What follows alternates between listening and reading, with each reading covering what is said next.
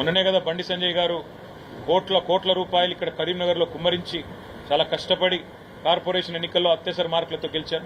ఇప్పుడు ఏం ఎలక్షన్ ఉంది, మాకు ఏముంది రాజకీయం చేయడానికి? అయినా బండి సంజయ్ గారు మాట్లాడితే అందరు నవ్వుకుంటారు. ఆయనకు శివాలు తప్ప ఆయనకేం తెలుసు? ఆయన హోంశాఖ సహాయ మంత్రి. ఆయన విమర్శిస్తే రాష్ట్ర ప్రభుత్వాన్ని విమర్శించాలి. ఇది పరిపాలన వైఫల్యం. రాష్ట్ర హోంశాఖ మంత్రిని విమర్శించాలి. ఎందుకు బండి సంజయ్ గారి నోట్లోంచి పొరపాటున కూడా రేవంత్ రెడ్డి గారి గురించి ఒక్క మాట రాదు? ఎందుకు భయం? రేవంత్ రెడ్డి గారిని అనాలంటే, రేవంత్ రెడ్డి గారికి ఏమైనా విమర్శ చేయాలంటే ఎందుకంత భయపడుతున్నారు బండి సంజయ్ గారు? ఏం కాంది శీకుల భూముల విషయంలో కలిసి పనిచేసే వ్యవహారంలో ఏమైనా ఇబ్బంది కలుగుతుందనా? మాకు అన్నీ తెలుసు. టైం ప్రకారం అన్ని బయటకు వస్తాయి. ఎంత డీప్గా కనెక్షన్లు ఉన్నాయి, ఏం జరుగుతున్నాయి, అన్ని బయటకు వస్తాయి. ఎవరికి సహాయంగా ఉంటున్నారు, సహాయ మంత్రి ఎవరికి సహాయంగా ఉంటున్నారు, అన్ని బయటకు వస్తాయి. నువ్వు మనిషి అయితే, నువ్వు మనిషి పుట్టుక ఉడితే, నువ్వు నిజంగా కేసీఆర్ కొడుకు అయితే అవన్నీ బయటపెట్టు. లేకుంటే మనిషి కంటే హీనమైన బతుకోని నేను భావిస్తాను. నువ్వు మనిషి అయితే, మనిషి పుట్టుక ఉడితే, నేను డ్రగ్స్ తీసుకోకుండా మాట్లాడినా అని నువ్వు భావించుకుంటే నువ్వు వేరే ఏం చాలా చేస్తలేను. నీకు 24 గంటల టైం ఇస్తున్నా, నువ్వు బయటపెట్టు. నువ్వు మనిషి పుట్టుక ఉడితే, లేకుంటే మనిషిలకు ఎవరు గ్రహించాను. అయితే నువ్వు మనిషివి, నీదో బతుకు. తెల్లారు లేస్తే అవి పొట్టు నీ బతికేని చెప్పు. మళ్ళీ చెప్తున్నా, 3 తల షెట్టర్ నుంచి ఇన్ని వేల కోట్ల రూపాయలు ఎట్లా వచ్చినా చెప్పు నీకు. నాకు చలో, నా ఆస్తి పాత్రల విచారణ చెప్దాం, నీ ఆస్తి పాత్రలు విచారణ చెప్దాం, నీ కుటుంబ ఆస్తుల విచారణ చెప్దాం, నా కుటుంబ ఆస్తుల విచారణ చెప్దాం. ఒక్క మచ్చ ఉండదు బండి సంజయ్ మీద. రాసిపెట్టుకో బిడ్డ. నువ్వు ఇలా సవాల్ ఇచ్చిపోయావు. నువ్వు మనిషి అయితే, మళ్ళీ చెప్తున్నా, మనిషి అయితే దానికి సిద్ధమై ఉండు. 24 గంటల 48 గంటల టైం ఇస్తా బయటపడి. నువ్వు ఏ ఒక్క ఆధారం బయటపడు. చలో, రాయకని పక్క పెడతా. ఇది బట్టి ఏదో ఊకదప్పుడు ఏదో మీద చెప్తలే. నేను మాట ఇస్తే పక్క నిలుపుకునే వ్యక్తి. నేను మాట కట్టుబడి ఉండే వ్యక్తి. నీలక ఇట్లా ఒకడు మురిగి అటు పోయటం కాదు. నువ్వు మనిషి పుట్టుక పుడితే, కేసీఆర్ కొడితే, కేసీఆర్ కొడుకు అని నువ్వు భావిస్తే, కేసీఆర్ కొడుకు అని నువ్వు భావిస్తే నువ్వు బయటపెట్టు. లేకుంటే నీ బతుకు, నీ బిడ్డ నీ బజార్కి ఇస్తా. నేను నీ సంగతి చెప్తాను. నేను మళ్ళీ నువ్వు మళ్ళీ జోలికి వచ్చినా నీ సంగతి చెప్తాను. నేను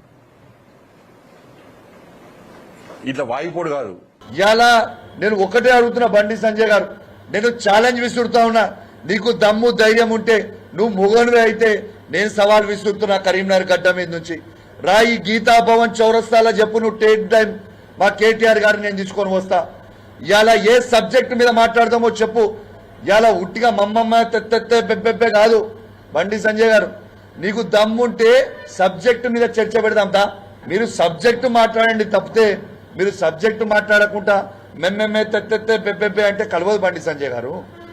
మీరు నోటికి వచ్చినట్టు కేటీఆర్ గారి మీద మాట్లాడితే మేము కూడా నోటికి వచ్చినట్టు కంటే మాట్లాడగలుగుతాం. నీకంటే ఎక్కువ మాట్లాడగలుగుతాం. నోటికి వచ్చినట్టు నీకంటే ఎక్కువ మాకు కూడా మాటలు వస్తాయి. ఇవాళ కేసీఆర్ గారిని పట్టుకొని ఒక కేసీఆర్ కొడుకు అయితే ఏం మాటలు అవి? మాకు అన్నిక రాదా? నువ్వు మీ తల్లిదండ్రులకి అని మేము అన్నిక రాదా? మేము అనము. మాకు అనాల్సిన అవసరం మాకు లేదు. మాకు సంస్కారం ఉంది కాబట్టి. అసలు మీరు బాధ్యత గల హోమ్ మినిస్టర్ కాదా? ఇక్కడ నోటికి వచ్చినట్టు మాట్లాడతారు, ఇష్టం ఉన్నట్టు వచ్చి మాట్లాడతారు. అసలు ప్రజల గురించి మీరు చేసింది ఏంటిది? ఈ 10 సంవత్సరాల ఇలా కరీంనగర్ పట్టణానికి మీరు పార్లమెంట్ సభ్యులుగా ఉన్నారు. ఏం చేసినావు చెప్పు.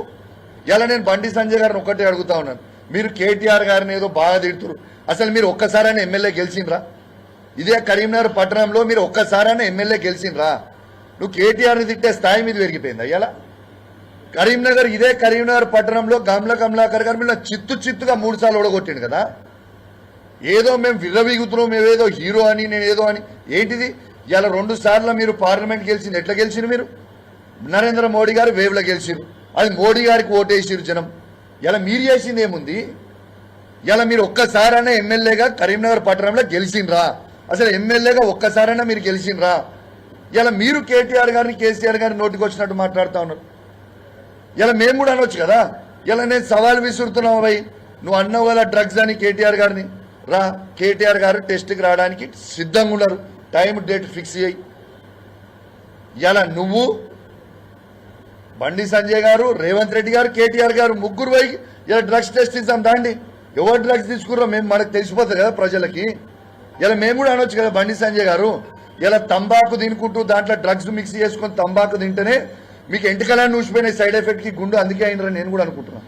మరి మీకు కూడా డ్రగ్స్ టెస్ట్ ఇవ్వాలి, ఖచ్చితంగా ఇవ్వాలి బండి సంజయ్ గారు. మీకు కూడా ఇలా మాట్లాడుకునేది నోటికొచ్చినట్టు మీరు మాట్లాడితే నోటికొచ్చినట్టు మేము మాట్లాడలేమా? మాకు రాదా? మాకు చేత కాదా? ఇలా డ్రగ్స్ టెస్ట్కి రాని మరి సిద్ధంగా ఉన్నారు మేము కూడా. అసలు ఇలా టాపిక్ ఏంది కరీంనగర్ పట్టణంలో? ఇలా మీరు ఇలా సిగ్గుపడాలి బండి సంజయ్ గారు అని నేను అంటా ఉన్నాను.